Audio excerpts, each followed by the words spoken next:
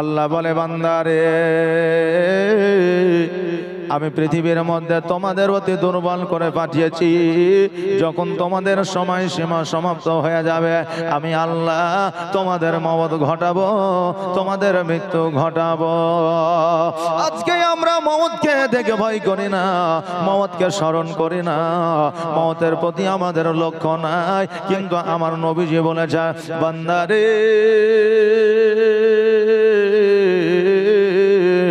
ও আল্লাহর বান্দা আমার উম্মত উম্মতি তোমরা শুনে না, জগতের মধ্যে প্রতিদিন প্রতিনিয়ত 70 বার করে যদি মওতকে স্মরণ করা হয় আমার আল্লাহ কিয়ামতের দিন তোমাকে শহীদের দরওয়াজা দান করবে। জোরে বলেন সুবহানাল্লাহ।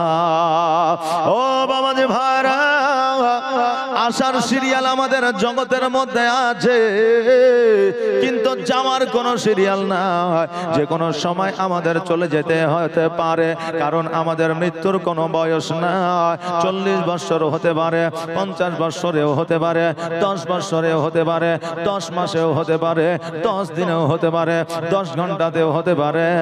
এই মওতের কোনো সিরিয়াল নাই বাবারে। মওতের ভয় যার মধ্যে না তার দ্বারা সাগিরা কাবিরা গুনাহ বেড়ে যাবে। আর যার মওতকে দেখে ভয় আসে তার দ্বারা জীবনে সাগিরা কাবিরা গুনাহ হবে না। জোরে বলেন সুবহানাল্লাহ। ও বাবাজি ভাইরা, মওতটাকে অতি সহজ মনে করিয়েন না। অনেকেই মনে করে মারা গেলে কবরে আরাম পেয়ে যাব। এই আমার মা বোনেরা ভাইরা শুনে না, জগতের মধ্যে 50 বছর, 60 বছর, 70 বছর, 100 বছর জীবন যাপন করি। এই জগতে আমাদের জ্বালা যন্ত্রণা তো কিছুই না। জগতের মধ্যে যদি আমরা নেকি উপার্জন না করি, জগতের মধ্যে যদি আমরা ভালো কাজ না করি, জগতের মধ্যে যদি আমরা নামাজ আদায় না করি, জগতের মধ্যে যদি আমরা রোজা না করি, ওই কবরের মধ্যে থেকে আমাদের আযাব শুরু হয়ে যাবে। 50 বছর জগতে আমরা যে টেনশন, যে মানসিক চিন্তা নিয়ে থাকি এটা তো বড় আরাম, কিন্তু কবরের মধ্যে যাইয়া অমর ভর থাকতে হবে। জগতের মধ্যে 50 বছর, 60 বছর কোন সময় সীমা জগতের মধ্যে আছে, কিন্তু কবরের মধ্যে কোনো সময় সীমা নাই, অমর ভর থাকতে হবে। অতএব জগতের 60 বছরের জন্য কত কিছু করলেন, বাড়ি করলেন, গাড়ি করলেন, ব্যবসা করলেন, জমি জায়গা করলেন, কিন্তু 60 বছর পরে ইন্তেকাল করলেন। আপনার সন্তান আদিরা সেইগুলো ভক্ষণ করবে, কিন্তু কবরের জন্য যদি কিছু করে যেতেন ওই কবরে অমর ভোর পর্যন্ত আপনি খাইতে পেতেন।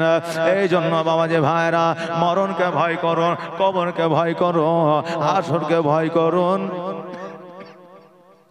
জাহান্নামকে ভয় করুন, পুলসিরাতকে ভয় করুন। কারণ এই ভয় যদি আমাদের মধ্যে থাকে আমাদের দ্বারা সাগিরা কাবিরা গুনাহ হবে না। বাবারে, যতক্ষণ পর্যন্ত আপনি জিন্দা আছেন ততক্ষণ পর্যন্ত আপনার মান আছে, সম্মান আছে, ইজ্জত আছে, ততক্ষণ পর্যন্ত টাকার গৌরব ঘাটবে, ততক্ষণ পর্যন্ত আপনার কথা ঘাটবে। যখনই আপনার নিঃশ্বাসটা চলে যাবে, মওত যখন আপনি গ্রহণ করবেন, আপনার ছেলেও আপনাকে গজবে না, আপনার স্ত্রীও আপনাকে গজবে না, আপনার কন্যাও আপনার কাছে আসবে না। এই আমার বাবাজি ভাইরা, মওতের সময় এত কষ্ট হয়, মওতের সময় এত যন্ত্রণা হয়, এই মওতের যন্ত্রণা মানুষ সহ্য করতে পারবে না। কিন্তু নবীর প্রেমিক যদি হয় মওত হবে জানতে পারবে না। মওতের যন্ত্রণা, ব্যথা বেদনা, এত যন্ত্রণা ব্যথা বেদনা, এই যন্ত্রণা ব্যথা বেদনায় কাতর হয়ে যায়। আর এই কাতর হয়ে যাওয়ার কারণে আমার দয়ার নবী, মায়ার নবী সাল্লাল্লাহু তাআলা আলাইহি ওয়াসাল্লাম বলেছে, যত দ্রুত পারবে ওই মৃত ব্যক্তিকে দাফনের ব্যবস্থা করবে। মারা যাওয়ার পরে আপনাকে ঘরে নিবে না, আপনাকে ঘরে রাখবে না, নতুন বিছানা দিবে না, পালং খাট আপনাকে দিবে না, এসি রুমে নিয়ে যাবে না, চালির ওপরে আপনাকে শোয়া রাখবে, নইলে আপনার ফাঁকা ময়দানে শোয়া রাখবে, নইলে গাছের নিচে শোয়া রাখবে। সন্তান দূরে বসে কাঁদবে, কন্যা দূরে বসে কাঁদবে, স্ত্রী দূরে বসে কাঁদবে, মা জননী কাঁদবে, কিন্তু আপনাকে কেউ ঘরে নিবে না। যে স্ত্রী আপনাকে বলেছে কত না ভালোবাসে, আপনাকে ছাড়া তার জীবন চলবে না, আপনি ছাড়া তার জীবনটা শূন্য হয়ে যাবে। ওই স্ত্রীকে যদি বলেন আপনার স্বামী মারা গিয়েছে, শুধুমাত্র একটা ঘন্টা ঘরের মধ্যে নিয়ে আপনার স্বামীকে নিয়ে আপনি থাকে, দেখবেন ওই স্ত্রীর জীবনে কোনোদিন ওই মৃত্যুর স্বামীকে নিয়ে থাকবে না। দেখবেন রাত্রি বেলায় যদি কেউ মারা যায়, সবাই যদি বাড়ির দিকে চলে যায়, এখন সন্তানাদি স্ত্রীকে যদি রাখে, আপাতত রাতটা পর্যন্ত তোরা দেখ, সকালবেলায় সমাজের মানুষ এসে কবর খোঁড়ার কাজ আরম্ভ করবে, দাফন কাফনের ব্যবস্থা করবে। দেখবেন তার স্ত্রী তার সন্তানেরা বলবে কালকে গেলে কি হয় না, আজকে আমাদের কাছে থাক, কারণ আমার আব্বা মারা গিয়েছে, শরীরটা ভালো না, কেমন যেন ভয় ভয় লাগে। বাবাজি ভাইরা, মানুষকে সঙ্গে নিয়ে থাকবে, কিন্তু আপনাকে আর সঙ্গে নিবে না। যেই সন্তান আপনার কোলে উঠেছে, যেই সন্তান আপনার ঘাড়ে উঠেছে, যেই সন্তান আপনার পিঠের উপরে উঠেছে, যেই সন্তান আপনার পেটের উপরে উঠেছে, ওই সন্তান আপনাকে গুজবে না মারা গেলে। বলুন বলুন, জগতের মধ্যে আমরা কি করেছি? যখন ইন্তেকাল করবেন আপনাকে গোসল বানায় দিবে, কুল পাতা দিয়ে গরম জল করে গোসল বানায় দিয়া, পুরুষ যদি হয় 3টা কাফন দেবে, নারী যদি হয় 5টা কাফন দেবে। কাফন দেওয়ার পরে আতর গোলাপ সুরমা লাগায়া দিয়া, আতর গোলাপ দিয়া আপনার যেন আপনার কাফনটাকে আপনার সুগন্ধময় করবে। এটা করার পরে আপনার 4 জনে কাটলি ধরে কবরস্থানের দিকে আগায়া নিয়ে যাবে, জানাজা হবে। জানাজা হওয়ার পরে আপনাকে দাফন করে দিবে। যখনই কবরে আপনাকে দাফন করে দেওয়া হবে, আর দাফন করে দেওয়ার পরে রাবীরা বর্ণনা করেছেন, যখন ওই মানুষেরা কয়েক ধাপ যখন আগায়া যাবে, মুনকার নাকির এসে হাজির হয়ে যাবে। মান রব্বুকা মা দীনুকা ওয়া মান নাবিয়ুকা, তোমার রবকে, তোমার ধর্ম কি, তোমার নবীকে, এই 3টা প্রশ্ন করা হবে। 3টা প্রশ্নের উত্তর যদি দিয়ে দিতে পারে তবে সব জায়গায় পরিত্রাণ পেয়ে যাবে। 3টা প্রশ্নের উত্তর যদি দিতে না পারে তবে ডান দিকের মাটি বাম দিকের মাটি আস্তে আস্তে ওই মুর্দা ব্যক্তিকে চাপ দেবে। এমন ভাবে চাপ দেবে রে বাবা, তোমার শরীরের হাড় হাড্ডি গুলো আটার মতো পেশাই করে দিবে। আটার মতো পেশাই করে দেওয়ার পরে আবার যেন কবর ডান দিকে বাম দিকে সরে যাবে। আবার আল্লাহ মানুষ রূপে ওই বান্দাকে আপনার গঠন করবে। আবার ডান দিকের মাটি বাম দিকের মাটি আপনার চাপ দেবে, আবার আটার মতো আপনাকে পেশাই করে দেবে। ও বেরাদার, ভালো কাজ করে যদি কবরে যান, কবরটা হবে আপনার শান্তিময় কবর। আর যদি খারাপ কাজ করে কবরে যান, কবরটা হবে আযাবময় কবর। আপনি শুয়ে থাকবেন, বিষাক্ত সাপ আসবে, সাপ আসার পরে আপনাকে দংশন করবে, কপালে দংশন করবে, পায়ে দংশন করবে, বুকে দংশন করবে, কানের মধ্যে ঢুকে গিয়ে নাক দিয়ে বাহির হয়ে যাবে। কত না যন্ত্রণা আমাদের দেবে যদি আমরা গুনাহ করে যাই। আর যদি নেকি করে যায়, আমাদের আল্লাহ তাবারাক তাআলা ফেরেশতার মাধ্যম দিয়ে সম্মান জানাবে, অভিনন্দন জানাবে, আমাদেরকে জান্নাতে নিয়ে যাবে। বাবাজি ভাইরা, জান্নাতের লোভ কার মধ্যে নাই? জান্নাতে সবাই যেতে চায়, কিন্তু ভালো কাজ আমরা করতে চাই না। কিয়ামত পর্যন্ত যারা নেককার হবে তাদেরকে ঘুম পাড়িয়ে দেওয়া হবে, আর যারা আপনার বদকার হবে, যারা গুনাহগার হবে, তাদের কবরে আযাব শুরু করে দিবে। কিয়ামতের দিন আমার আল্লাহ তাবারাক তাআলা প্রত্যেকটা নর ও নারীকে উলঙ্গ করে আপনার এই জমিনের মধ্যে তুলবে। উলঙ্গ করে যখন তোলা হবে, সবাই নাফসে নাফসে করে আল্লাহর দিকে আপনার ছুটতে আরম্ভ করবে। সাহাবী প্রশ্ন করেছিলেন, হুজুর গো, কিয়ামতের দিন নারীরা যদি উলঙ্গ অবস্থায় যদি ওঠে, নারীরা পুরুষের দিকে তাকাবে, পুরুষেরা নারীর দিকে তাকাবে। রাসূল গো, উলঙ্গ করে কেন আপনার উঠাবে? আর আল্লাহর দিকে যে ছুটবে, বৃদ্ধ বৃদ্ধ মহিলারা, বৃদ্ধ বৃদ্ধ মানুষেরা, তারা কি ছুটে যেতে পারবে? আমার নবীজি বলেছিলেন, ওই আমার সাহাবীরা শোনো রে, কিয়ামতের দিন আমার আল্লাহ তাবারক তাআলা যখন আপনার কিয়ামতের দিন উঠাবে, তখন প্রত্যেককে বুড়া রাখবে না, প্রত্যেককে যুবক এবং যুবতী করে দেবে। সাহাবীরা বললেন, হুজুর গো, তবে তো নারী পুরুষ একে অপরের দিকে দেখবে। আমার রাসূল পাক সাল্লাল্লাহু তাআলা আলাইহি ওয়াসাল্লাম বললেন, ওরে আমার সাহাবীরা, মানুষ এত বিভ্রান্তির মধ্যে থাকবে, আমার কি হবে, আমার কি হবে, ইয়া নাফসি নাফসি করবে, বিচার দিবস শুরু হয়ে যাবে, উলঙ্গ থাকবে, একে অপরের দিকে তাকানো তো দূরের কথা, সে নিজেই জানতে পারবে না আমি উলঙ্গ অবস্থায় আছি। জোরে বলেন সুবহানাল্লাহ। তাকানো তো দূরের কথা, নিজেও জানতে পারবে না আমি উলঙ্গ অবস্থায় আছি। যারা নেককার হবে তাদেরকে ঘুমায় রাখা হবে, তাদেরকে কিয়ামতের দিন যখন ডাকা হবে, ফারিস্তারা যখন বলবে তোমরা জাগো জাগো, তোমাদের জন্য কিয়ামতের দিন চলে এসেছে, ওই আপনার নেককার বান্দারা বলবে, এই তো কদিন হলো, কিছুক্ষণ হলো আমি ঘুমাইলাম, এই কাঁচা ঘুম তোমরা ভাঙায়া দিছ। ফারিস্তারা বলবে, শোনো রে, তোমরা এতদিন পর্যন্ত ঘুমিয়েছ, তোমরা নিজেও জানতে পারোনি। আর জাহান্নামী যারা হবে তারা বলবে, আল্লাহ গো, আর কত দিন বাকি আছে কিয়ামতের দিন আসতে। জোরে বলেন সুবহানাল্লাহ। কিয়ামতের দিন উঠানোর পরে বিচার হবে, যারা জান্নাতি হবে তাদেরকে জান্নাতে দিয়ে দিবে, যারা জাহান্নামী হবে তাদেরকে জাহান্নামে দিয়ে দিবে। যারা জীবনে নবীর কালেমা একবার মহব্বতে পড়েছে তারা কিন্তু পয়গম্বরদের কাছে যেতে আরম্ভ করবে। প্রথম নম্বর আদম আলাইহিস সালামের কাছে যাবেন। আদম আলাইহিস সালাম বলবেন, শোনো গো, আজকে আমি আদম আলাইহিস সালাম আমার নিজের সন্তানকে জান্নাতে দিতে পারি নাই, আমার একটা সন্তান জান্নাতে আছে, একটা সন্তান জাহান্নামের মধ্যে আছে। ইতিহাস পড়েছেন, শুনেছেন, হাবিল হলো জান্নাতি, কাবিল হলো জাহান্নামী, দুটোই কিন্তু তিনার সন্তান। বলে, শোনো, আমার সন্তানকে আমি জান্নাতে দিতে পারি না, অতএব তোমাদেরকে জান্নাতে দেওয়া আমার দ্বারা সম্ভব হবে না। তোমরা চলে যাও দাউদ আলাইহিস সালামের কাছে। দাউদ আলাইহিস সালামের কাছে যাবেন। দাউদ আলাইহিস সালাম বলবে, আমার দ্বারা হবে না। ইউসুফ আলাইহিস সালামের কাছে যাবেন, উনিও বলবেন, আমার কাছে হবে না। ইব্রাহিম আলাইহিস সালামের কাছে যাবে, উনিও বলবেন, আমার দ্বারা সম্ভব না। ইসমাঈল আলাইহিস সালামের কাছে যাবেন, উনিও বলবেন, আমার দ্বারা সম্ভব না। মুসা কালিমুল্লাহর কাছে যাবে, মুসা কালিমুল্লাহ বলবেন, আমার দ্বারা সম্ভব নয়। তবে শোনো,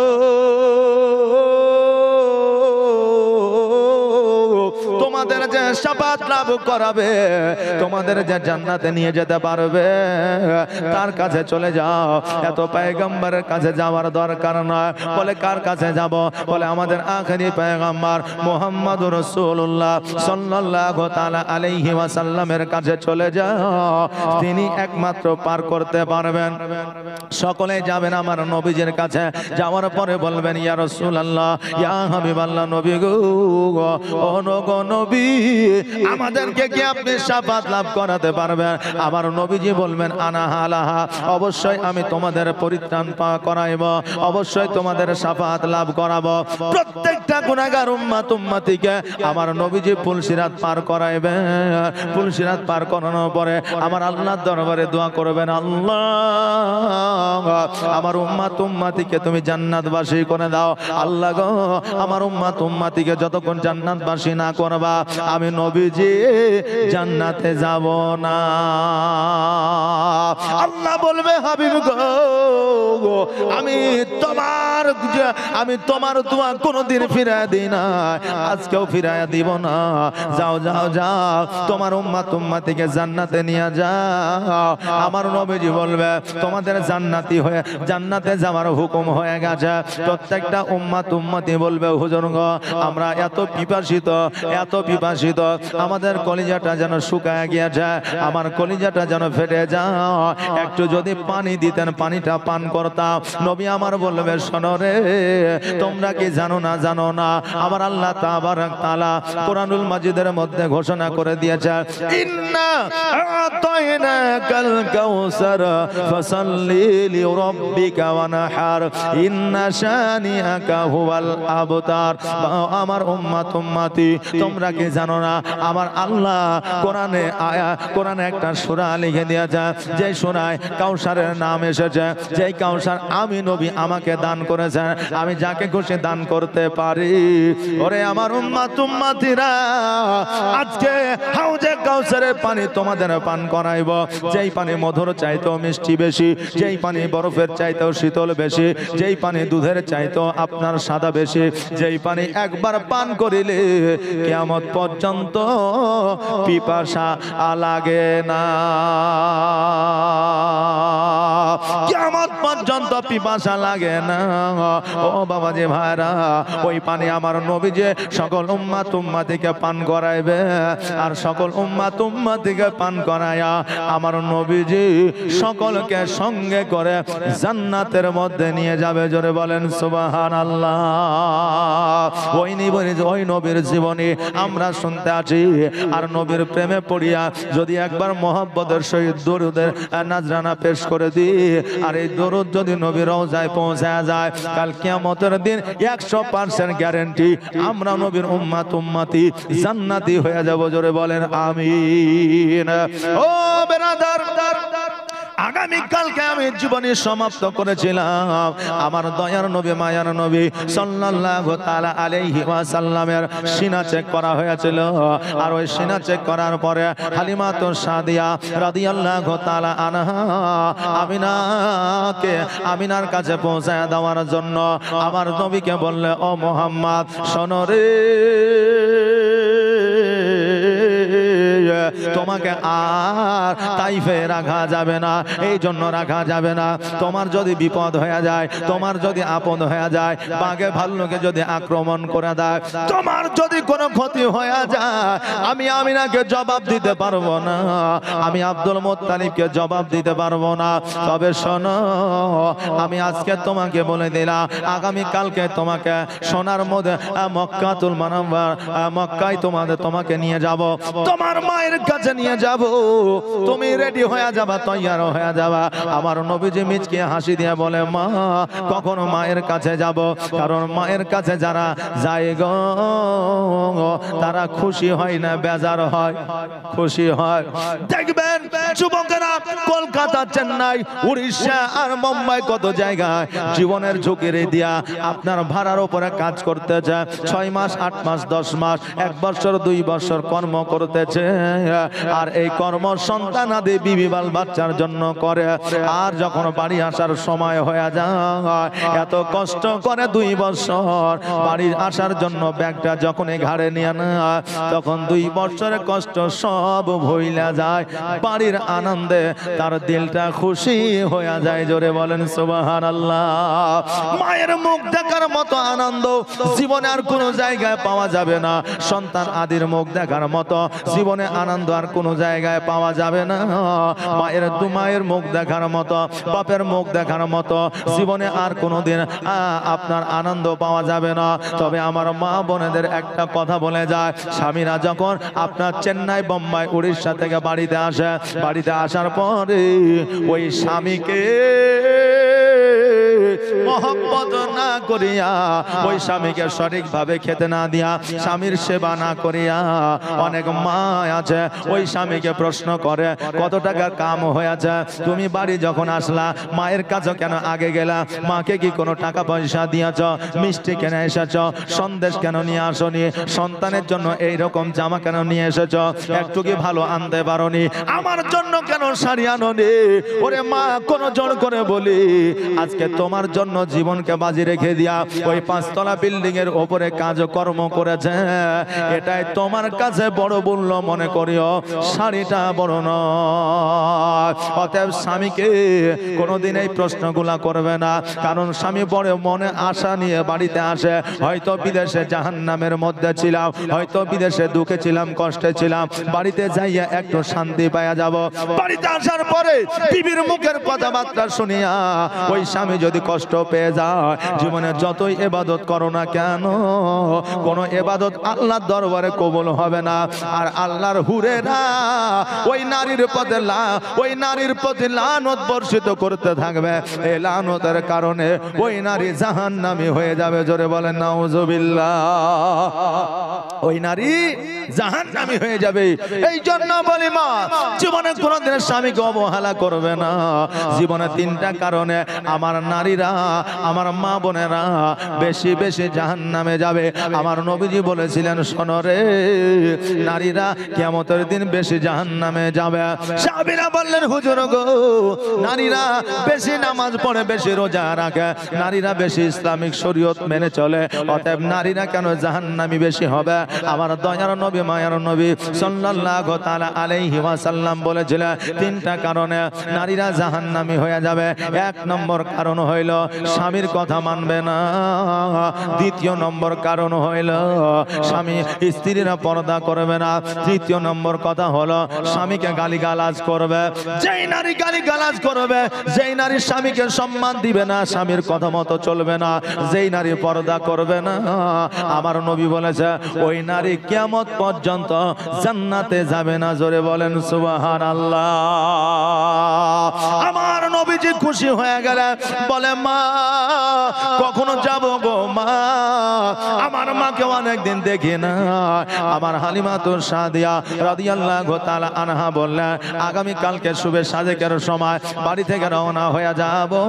কারণ হলো এটা, সূর্য যদি উঠে যায়, সূর্যের তাপে মরুভূমিতে হাঁটতে পারবো না, চলতে পারবো না, এই জন্য সকাল সকাল বার হয়ে যাব। আমার দয়ার নবী, মায়ার নবী সাল্লাল্লাহু তাআলা আলাইহি ওয়াসাল্লাম হালিমার বাড়িতে আসলে, আসার পরে জুমরাকে বললেন, জুমরা রে, যখন বনে যাবে ছাগল চড়াতে, জঙ্গলে যাবে যখন ছাগল চড়াতে, বড় সতর্ক হইয়া ছাগল বকরি চড়াইবে। আর যদি কোনো পশু পাখি আক্রমণ করে, আমি নবী আমার নামখানা নিবে, আর আমার নামখানা নিলে তোমাকে খাওয়া আক্রমণ করা তো দূরের কথা, তোমাকে ছুঁয়া পর্যন্ত দেখবে না। জোরে বলেন সুবহানাল্লাহ। আজকে আমরা নবীর গোলামি করি না, আল্লাহর গোলামি করি না। আজকে নবীর গোলামি করলে, আল্লাহর গোলামি করলে, আজকে সারা পৃথিবীর মানুষ, পৃথিবীর যন্ত্র, পৃথিবীর আপনার প্রত্যেকটা জিনিস আমাদের কথা মতো চলবে। কিন্তু আমরা আল্লাহর গোলামি বাদ দিয়েছি, নবীর গোলামি বাদ দিয়েছি, আল্লাহর ওলির গোলামি বাদ দিয়েছি, ইসলামের গোলামি বাদ দিয়েছি। আজকে এমএলএ মন্ত্রীর গোলামি করতে আরম্ভ করেছি। এই জন্য নেতা মন্ত্রীর কাছে ছুটতে হয় যে কোনো কারণের জন্য, সাহায্যের জন্য। কিন্তু আমার আল্লাহকে যদি রাজি কইরা দিই, সমস্ত কিছুই তো আল্লাহর, তখন কারো কাছে যাইতে হবে না। তাহাজ্জুদের নামাজ পড়ে আল্লাহর কাছে চাও, আল্লাহ তোমাকে সব দিয়ে দিবি। সকাল বেলা হয়েছে, আমার নবীজি গোসল বানিয়েছে। গোসল বানানোর পরে এবার হালিমা আমার নবীজির চোখে সুরমা পরাইয়া দিলে, আপনার যা জামা কাপড় পরাইয়া দিলে, জামা কাপড় পরাইয়া দেওয়ার পরে খুশবু লাগিয়ে দিলে। এবার হালিমা আমার নবীজির আঙ্গুলখানা ধরিয়া যেন আপনার পথ দিয়ে চলতে আরম্ভ করলে। চলতে চলতে চলতে চলতে কিছু দূর যাওয়ার পরে হালিমা বলতেছে, ওগো মোহাম্মদ, আসো, এই জায়গায় একটা বাবলা গাছ আছে, একটা ঘর আছে, একটা বাড়ি আছে, তবে এই বাড়ির দরওয়াজাটা বন্ধ আছে। এই এই বাড়িতে যাওয়া যাবে না, এই ঘরে যাওয়া যাবে না, এই বাবলা গাছের নিচে আরাম করে যদি আমাদের অসুবিধা হয় এই বাড়ি থেকে আমরা সহযোগিতা পাওয়া যাব। পেরেশানি হয়ে গেছে, একটু এলে গেছি, এই জন্য এখানে একটু আরাম করতে চায়। নবী আমার বললেন, মা গো, যদি তোমার আরামের প্রয়োজন হয়, বিশ্রামের প্রয়োজন হয়, তুমি বিশ্রাম নাও, আরাম করো, আমার কোনো অসুবিধা নাই। হালিমা রাদিয়াল্লাহু তাআলা আনহা বাবলা গাছের হিলান দিয়া যেন বাবা আরাম করতে আছে, চোখ দুটো বন্ধ করেছেন, অমনি যেন ঘুম চলে এসেছে। আর আমার নবীজি 5.5 বছরের সন্তান, নবী আমার চিন্তা করে, আল্লাহ গো, এই ঘরের মধ্যে কি আছে আমি নবী একবারের জন্য দেখতে চাই। বাচ্চা যারা হয় তাদের জানার প্রতি গুরুত্বটা বেশি হয়, বলে না আব্বা গো এটা কি, এটার মধ্যে কি আছে, এটাতে কি হয়, জানা গুরুত্বটা বেশি আছে না নাই বাচ্চাদের মধ্যে।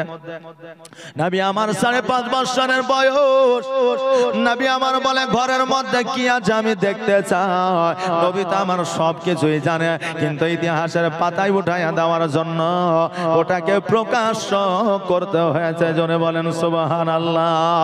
নবী আমার গুটি গুটি পায়ে গেলেন, যাওয়ার পরে দরওয়াজাটা যেন বন্ধ করা আছে, নবী আমার যেমন ওই দরওয়াজাটায় ঠেলা দিয়েছে, অমনি যেন দরওয়াজাটা খুলে গেছে। আর যেমন দরওয়াজাটা খুলে যাওয়া, যেন শত শত মূর্তি আমার নবীর পদতলে মুখ থুবড়ে পড়েছে। জোরে বলেন সুবহানাল্লাহ। সঙ্গে সঙ্গে আমার নবীজি ওই ঘরের মধ্যে তাকায়া দেখলেন, এই ঘরে মানুষ না, এই ঘরে নারী না, এই ঘরে জীবজন্তু না, এই ঘরে মূর্তি পূজা আছে। এবার ওই জায়গার যে পুরোহিত ছিল, ওই জায়গার যে পূজারী ছিল, ওই পুরোহিত বার হয়ে আসা আমার নবীজির হাত মুবারক ধরে নিয়ে আসা। হাত মুবারক ধরে নেওয়ার পরে বলে, এ বাচ্চা তুমি কেন মূর্তিগুলো ভেঙে দিলে? বলো বলো আজকে মূর্তিগুলো তুমি গুড়ায় দিলে কেন? নবী আমার বলে, শোনো গো, এই মূর্তিগুলো আমি ভাঙি না। ওই পুরোহিত বলল, তুমি যদি না ভাঙো কে ভাঙবে? কারণ এই জায়গায় তো আর কেউ নাই। আমার নবীজি বললেন, শোনো গো, অত বড় মূর্তিগুলা, আমি হলাম 5.5 বছরের সন্তান, মাত্র বাচ্চা ছেলে, ছোট্ট ছেলে, আমি কেমন করে ওই মূর্তিগুলা ভাঙতে পারি? পুরোহিত বলল, শোনো, তুমি ভাঙো আর না ভাঙো, আজকে তোমাকে আমি দেখেছি, তোমাকে বন্দি করে রাখবো, তোমাকে বেঁধে রাখবো।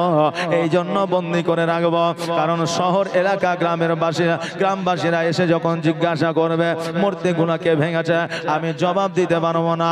আমাকে তারা হয়তো শাস্তি দেবে, আমাকে হয়তো তারা বিতাড়িত করবে। অতএব শোনো, তোমাকে আমি বন্দি করে রাখবো। আমার নবীজিকে একটা ঘরের মধ্যে যেন বন্দি করে রেখে দিলে। এইদিকে হালিমাতু সাদিয়া রাদিয়াল্লাহু তাআলা আনহা, ওনার যেন ঘুমটা আপনার ভেঙে গেল। ডান দিকে হাত দেয় নবী নাই, বাম দিকে হাত দেয় নবী নাই, তাকায়া দেখে সামনে পেছনে নবীকে দেখা যায় না। এবার হালিমা চিন্তা করে, আল্লাহ গো, শুধুই মরুভূমি, কাউকে তো দেখা যায় না। আর আমার নবীজি বাচ্চা ছেলে কোথায় গেল তাকেও দেখা যায় না। কোথায় খোঁজ করব, কোথায় যাব? গুটি গুটি পায় ওই ঘরের কাছে গেল। ঘরের কাছে যাওয়ার পরে দেখছেন একজন পুরোহিত আছে। হালিমা বলল, ওগো পূজারি, ওগো পুরোহিত, বলো বলো এই জায়গায় কি একটা বাচ্চা ছেলে দেখেছ? বলে, বাচ্চাটা কেমন? বলে, নুরানিময় চেহারা, দেখতে অতি সুন্দর, 5.5 বছর বয়স। ওই পুরোহিত বলল, শোনো, আমি একটা বাচ্চাকে ঘরে বন্দি করে রেখেছি, এই বাচ্চাটি কিনা একবার তুমি দেখে নাও। হালিমা তো সাদিয়াকে যখন ঘরের কাছে নিয়ে যাওয়ার পরে দরওয়াজাটা খুলে দিল, হালিমা দেখছে এ আর কেউ নয়, এটাই হলো আমার সন্তান মুহাম্মদুর রাসূলুল্লাহ সাল্লাল্লাহু তাআলা আলাইহি ওয়াসাল্লাম। হালিমা ছুটতে ছুটতে গিয়া আমার নবীজিকে বুকের মধ্যে জড়ায়া ধরলেন। জড়ায়া ধরার পরে বলে, মুহাম্মদ, আজকে তোমাকে বন্দি করে কেন রেখেছে? নবী আমার বলে, মা গো, আমি মূর্তি পূজা ভাঙি নাই। তবুও পুরোহিত বলছে আমি নাকি মূর্তিগুলা ভেঙেছে। হালিমা বললে, পুরোহিত কথাটা কি সত্য? বলে, হ্যাঁ। বলে, কি সত্য? বলে, মূর্তি ভেঙেছে তোমার সন্তান। হালিমা বলে, শোনো গো, এই সন্তান জীবনে কোনোদিন মিথ্যা বলে নাই। মিথ্যা বলে নাই এই কারণে তাইফবাসীরা মুফাসসিররা তার নাম দিয়েছে আল আমিন। আর আল আমিন শব্দের অর্থ হলো সত্যবাদী। ও পুরোহিত শোনো, তোমার কোথাও যেন ভুল হয়। অতএব আমার বেটা মোহাম্মদ মূর্তি ভাঙতে পারে না।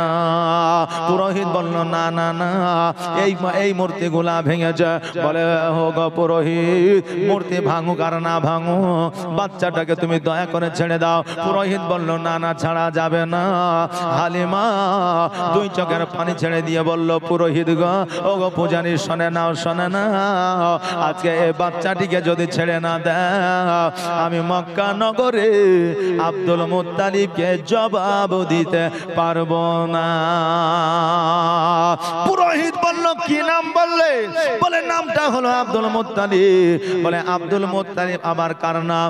বলে কাবা ঘরের মুতাওয়াল্লির নাম। বলে কাবা ঘরের মুতাওয়াল্লির সঙ্গে এর কি সম্পর্ক আছে? বলে এ মুহাম্মাদের দাদু হলো আব্দুল মুত্তালিব। এবার পুরোহিত বলল হালিমা রে, তবে কি এর মায়ের নাম আমিনা? বলে হ্যাঁ। বলে এর বাপের নাম কি আব্দুল্লাহ? বলে হ্যাঁ। বলে কি বানি হাসিম গোত্রের বংশের মানুষ? বলে হ্যাঁ। বলে হালিমা শোনো, তবে কি তুমি লালন পালন করার জন্য নিয়ে এসেছ? বলে হ্যাঁ, আমি লালন পালন করার জন্য নিয়ে এসেছি। বলে এর জগতের নাম হলো মোহাম্মদ, আসমানি নাম হলো আহম্মদ। হালিমা বলল হ্যাঁ গো। পুরোহিত সঙ্গে সঙ্গে আমার নবীজের পদতলে পড়ে গেল। পদতলে পড়ে যাওয়ার পরে বলে ইয়া রাসূলুল্লাহ, ইয়া হাবিবাল্লাহ, নবী গো, আপনি দয়া করে আমাকে ক্ষমা করে দেন, আমার দ্বারা বড় ভুল হয়ে গেছে। হালিমা বলল কি ব্যাপার বুঝি না।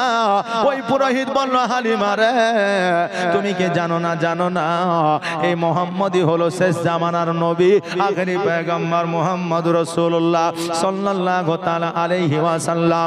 এর মধ্যে আল্লাহ একে আল্লাহ নবী করে পাঠিয়েছে, এই ইসলামের প্রচার প্রসার করবে। বলে তুমি কি করে জানলে? বলে আমি তাওরাত ইনজিল জুবুরে পড়েছিলাম, আর পড়ার পরে আমি এটাও দেখেছিলাম এই জায়গায় নবীজি আসবে আর মূর্তি পূজাগুলো ভেঙে যাবে। আমি আসলে এই জায়গায় পূজা করার জন্য আসি নাই, আমি আসলে এই জায়গায় এসেছি নবীর সঙ্গে সাক্ষাৎ করার জন্য। জোরে বলেন সুবহানাল্লাহ। ওরে হালিমা, আজকে যখন নবীকে পেয়েছি, আজকে সুযোগ আমি ছাড়বো না। আমার নবীজিকে বললেন ইয়া রাসূলুল্লাহ, আপনি যখন নবুয়ত প্রাপ্ত হবেন, আপনি যখন ইসলামের প্রচার ও প্রসার করবেন, ততদিন হয়তো আমি বাঁচব না। অতএব আমি বেঈমান হয়ে মারা যেতে চাই না, কাফের হয়ে মারা যেতে চাই না, বেধর্মী হয়ে মারা যেতে চাই না। আজকে আপনি আমাকে কালমা পড়ে আনেন, আমি এখনই কালমা পড়ে মুসলমান হয়ে যেতে চাই। ও বাবাজি ভাইরা, আমাদের মধ্যে কিছু মুসলমান আছে যারা বলে 40 বছরের নবী নবুয়ত প্রাপ্ত হয়ে যায়, যারা বলে 24 বছরের নবী হয়ে যায়, 40 বছর পরে ইসলামের প্রচার ও প্রসার করেছে। না না না, আমার নবী যে আউয়ালেও নবী ছিলেন, আখেরেও নবী ছিলেন, কিয়ামত পর্যন্ত থাকবেন। জোরে বলেন সুবহানাল্লাহ। ওই নবী বাচ্চা থেকে ইসলামের প্রচার প্রসার করেছে, শুধুমাত্র 40 বছর পরে আমার নবীজি প্রকাশ করেছেন। জোরে বলেন সুবহানাল্লাহ। 40 বছর পরে আমার নবী প্রকাশ করেছেন। আচ্ছা বলেন, আমি তো 2012 সালে মাওলানা পাশ করেছি, আপনারা কেউ জানতেন? জানতেন? আমাকে চিনতেন? চিনতেন না। আজকে আপনাদের কাছে এসেছি, আর আমি যদি বলি যে আমি 2012 সালে মাওলানা কমপ্লিট করেছি, আর আপনি যদি বলেন হ্যাঁ আপনি তো কাল থেকে জীবনী করছেন, মানে কাল থেকে আপনি মৌলবি হয়েছেন, তাহলে কথাটা কতটুকু বাস্তব হবে? হবে? আর আমি যদি বলি 2012-তে আমি আলেম পাস করেছি, আপনারা বিশ্বাস করবেন? কারণ যে 2012 সালে মাওলানা পাস করেছে, তার কারণ হলো তার বয়স দেখে বোঝা হয়েছে, নাকি বলেন? বয়সের সঙ্গে অনেক কিছু অনুমান করা যায়। তো নবী আমার আউয়ালে নবী ছিলেন, কিন্তু 40 বছর পরে নবী আমার প্রকাশ করেছেন সারা পৃথিবীর মধ্যে। জোরে বলেন সুবহানাল্লাহ। ওই নবীজি সঙ্গে সঙ্গে ওই পূজারীকে তওবা পড়ালেন, ইস্তেগফার পড়ালেন। ইস্তেগফার পড়ানোর পরে আমার নবীজি যেন কালেমা তাইয়্যিব পড়ায়া নিলেন, লা ইলাহা ইল্লাল্লাহ, লা ইলাহা ইল্লাল্লাহ। তোমার মতো এত ভালো, তোমার মতো এত ভালো কেউ তো আমায় বাসে না, তাই তো নবী আমি তোমার দিওয়ানা, তাই তো রাসূল আমি তোমার দিওয়ানা। তোমার মতো এত ভালো, তোমার মতো এত ভালো কেউ তো আমায় বাসে না, তাই তো নবী আমি তোমার দিওয়ানা। ও কি শুনেছি কিতাবের লেখা, নবী ছাড়াই আমার জীবন ফাঁকা গো। ও কি শুনেছি কিতাবের লেখা,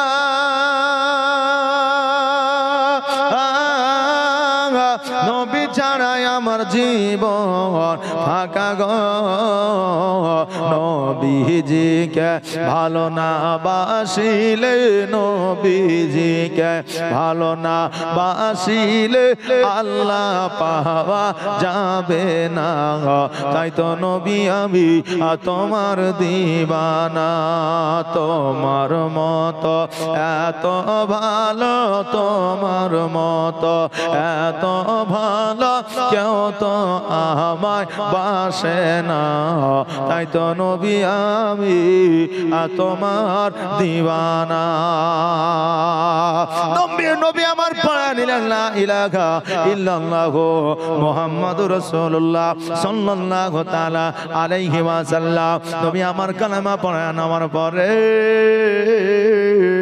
হালিমাতু সাদিয়া রাদিয়াল্লাহু তাআলা আনহার সঙ্গে যেন আমার নবীজি মক্কায় পৌঁছায় গেলেন। মক্কায় পৌঁছায় যাওয়ার পরে আব্দুল মুত্তালিব রাদিয়াল্লাহু তাআলা আনহুর যেন আপনার বুকে লেগে গেল।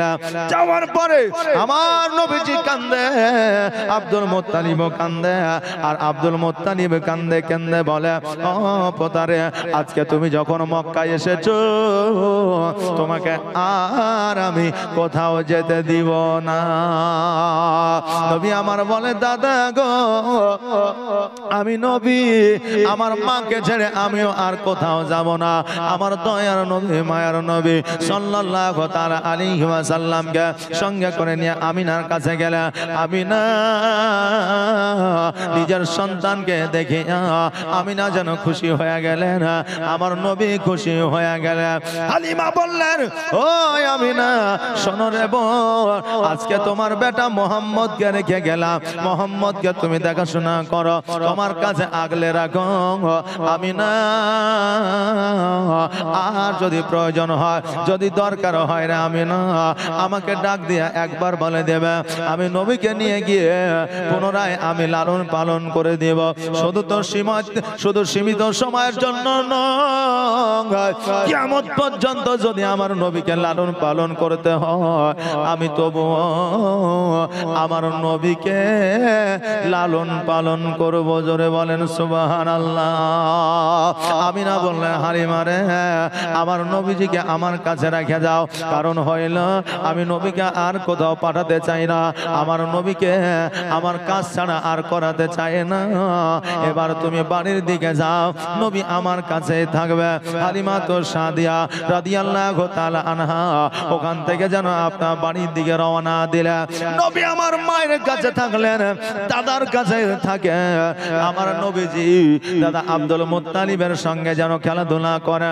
একদিন, 2 দিন, 3 দিন, 4 দিন, 5 দিন, 7 দিন যেন বাবা অতিবাহিত হয়ে গেল। নবী আমার বাইরে খেলাধুলা করতে আরম্ভ করলে।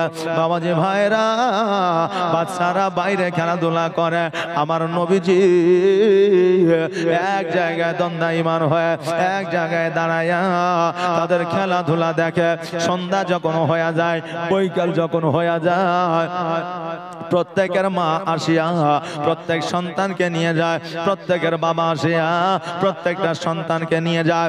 নবী আমার হঠাৎ করে বলে, আল্লাহ গো, আজকে আমার 5.5 বছর বয়স হয়ে গেল, 6 বছর বয়স হতে চললো, আজকে সবার আব্বা সবাইকে কাঁধে করে ঘাড়ে করে সবাইকে কোলে করে নিয়ে যায়, কিন্তু আমার আব্বা কেন কোনদিন আমাকে নিতে আসে না। ও আল্লাহ, আজকে আমার মাকে গিয়ে জিজ্ঞাসা করব, মাকে গিয়ে প্রশ্ন করব, মা গো, আমার আব্বা কেন আমাকে কোলে নিতে আসে না, আমার আব্বা কেন আমাকে কাঁধে নেয় না, আমার আব্বা কেন আমার কবলে চুম্বন করে না, আমার আব্বা কেন আমাকে গোসল বানায়া দেয় না, আমার আব্বা কেন আমাকে সুরমা পরায়া দেয় না, আমার আব্বা কেন আমাকে পোশাক পরায়া দেয় না। আমি মাকে প্রশ্ন করব, মা গো, আমার আব্বা কোথায় আছে বলো। আমার দয়ার নবী, মায়ার নবী সাল্লাল্লাহু তাআলা আলাইহি ওয়াসাল্লাম গুটি গুটি পায়ে আসলেন। আসার পরে মায়ের গলাখানা ধরেছে, গলাখানা ধরার পরে মা মা মা বলে ডাকে, কিন্তু মা বলে, বেটারে, আজকে তোমার স্বরটা কেন ভারী হয়ে গেছে, তোমার চোখটা কেন চলো চলো ভাব, আজকে তোমার স্বরে কেন পরিবর্তন মনে হয়। আমার নবীজি বলে, মা, আজকে আমি একটা প্রশ্ন তোমাকে করতে চাই। আমি না বললেন, বেটারে, আজকে একটা প্রশ্ন কেন, তোমার মনের যত প্রশ্ন আছে আমাকে করতে পারো। নবী আমার বললে, মা, একটাই মাত্র প্রশ্ন। ওগো মা, সবার আব্বাকে দেখা যায়, আমার আব্বাকে কেন দেখা যায় না? সবার আব্বা সবার সন্তানকে কোলে নেয়, আমার আব্বা কেন আমাকে কোলে নেয় না? মা, বলো বলো, আমার আব্বা কোথায় আছে, আমার আব্বা কেন আমার কাছে আসে না?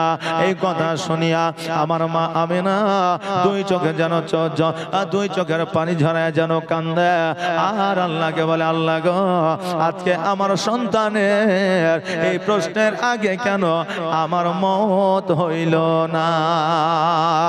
কারণ হইল, আল্লাহ গো, আজকে আমার সন্তানকে যখনই বলবো, বেটারে, আজকে তোমার আব্বা জগতের মধ্যে বেঁচে নাই, আজকে তোমার আব্বা মাকামে আব্বা আরাম করতেছে, আজকে তোমার আব্বা ওই কবরের মধ্যে শুয়ে আছে, তোমার আব্বা আর জীবনে কোনোদিন আসবে না। এই কথা যখন আমার সন্তানকে বলবো, আমার সন্তান মোহাম্মদ কষ্ট পেয়ে যাবে, আর আমার মোহাম্মদ যদি কষ্ট পেয়ে যায়, আমি না সহ্য করতে পারবো না। কারণ হইল রে বাবা, কোন সন্তানের কষ্ট কোন মা সহ্য করতে পারে না।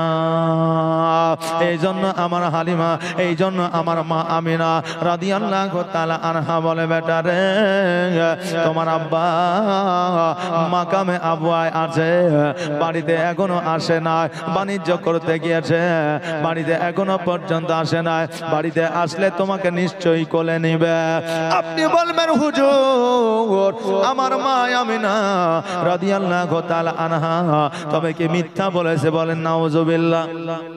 একটা আওয়াজ দিয়ে বলেন না নাউজুবিল্লাহ।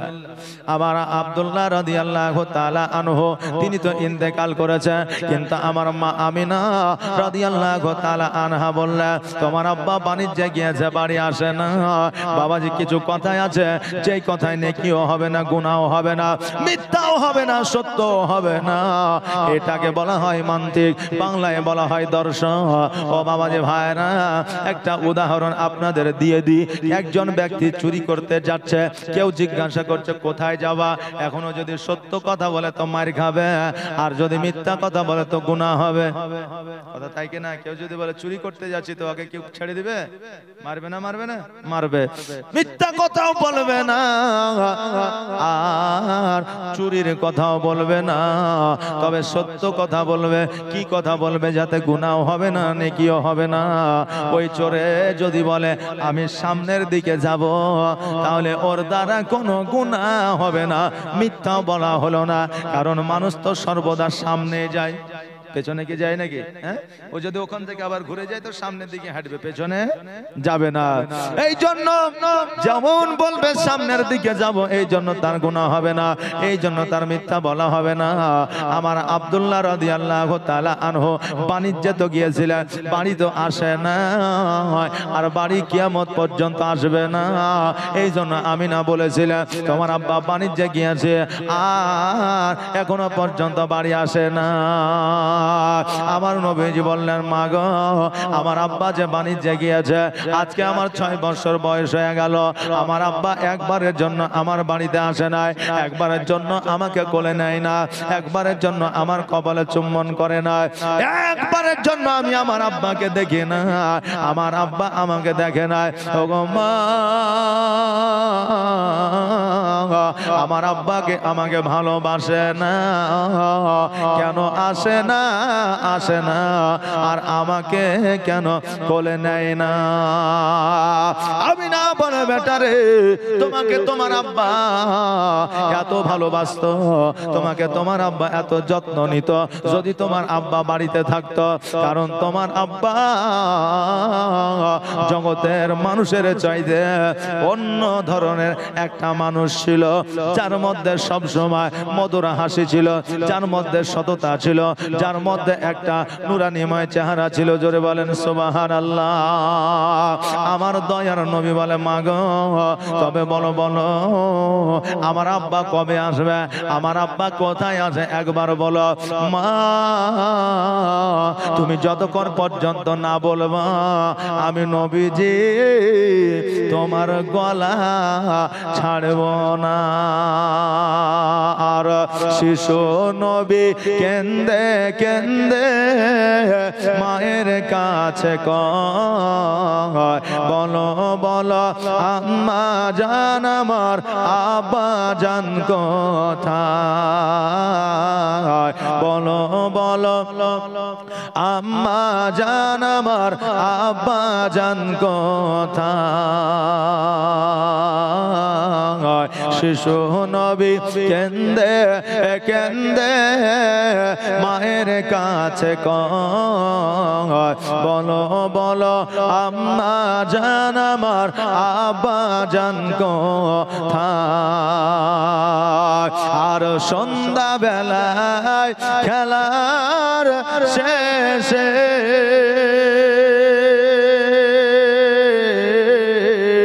সব ছেলেদের পিতা এসে, আর সন্ধ্যা বেলায় খেলার শেষে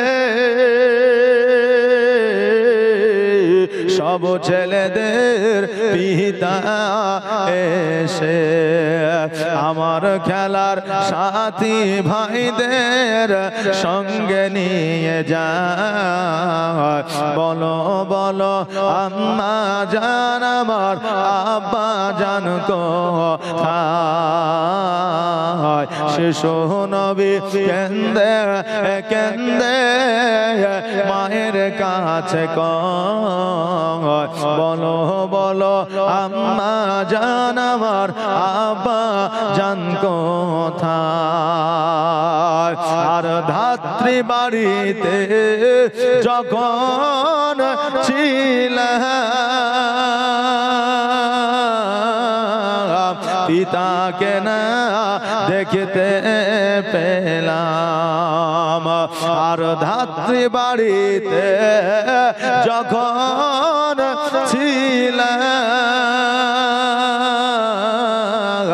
পিতাকে না দেখতে পেলাম। আর বাড়িতে আসিয়া আমি দেখি না তাহার, বলো বলো আম্মা জান আমার আব্বা জান কোথায়। শিশু নবী কেন্দে কেন্দে মায়ের কাছে কয়, বলো বলো আম্মা জান আমার আব্বা জান কোথায়।